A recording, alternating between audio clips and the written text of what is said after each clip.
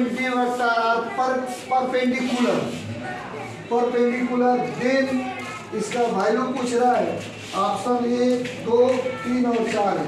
यही मेन 2021 का सवाल है। अब इसको सॉल्व करके देखते हैं कौन सा ऑप्शन सही है। अब यहाँ दिया है A vector and B vector are perpendicular,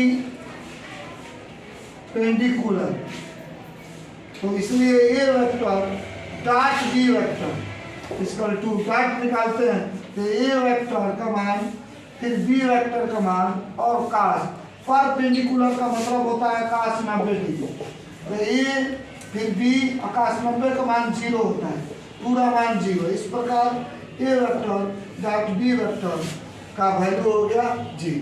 मैं आपका इसमें से यह हिस्सा लेता हूँ ए वेक्टर फिर A vector cross B vector का वैल्यू होता है आपका ए वेक्टर डॉट बी वेक्टर और ए वेक्टर डॉट बी वेक्टर फिर ए वेक्टर और माइनस दूसरे वेक्टर में ए वेक्टर डॉट ए वेक्टर और फिर बी वेक्टर। यह वैल्यू होता है, इसका यह फार्मूला है। तो इसका ए वेक्टर डॉट बी वेक्टर का मान 0 आया है, यह 0 आया अभी। फिर उसके बाद ए वेक्टर और यह इन दोनों का हो जाता है ए वेक्टर का वैल्यू का स्क्वायर फिर बी वेक्टर, तो इससे ये 0 से हट जाएगा तो माइनस ए वेक्टर का स्क्वायर बी वेक्टर। इस प्रकार ए वेक्टर क्रॉस बी वेक्टर का वैल्यू आपका हो गया इतना। अब यह क्वेश्चन आपका है, यह ले लेते हैं A vector cross A vector bracket A vector फिर ए वेक्टर और क्रॉस बी वेक्टर, तो इसका वैल्यू क्या होगा।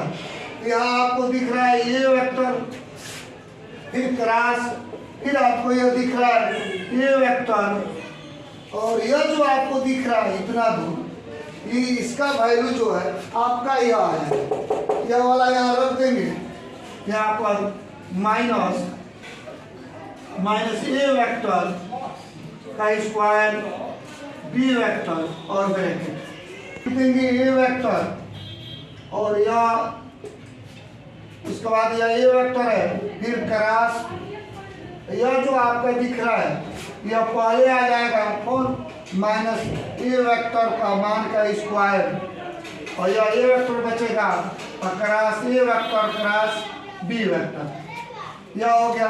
तो माइनस ए वेक्टर का स्क्वायर और इसका इसमें मल्टीप्लाई होगा तो माइनस ए वेक्टर का स्क्वायर हो जाएगा।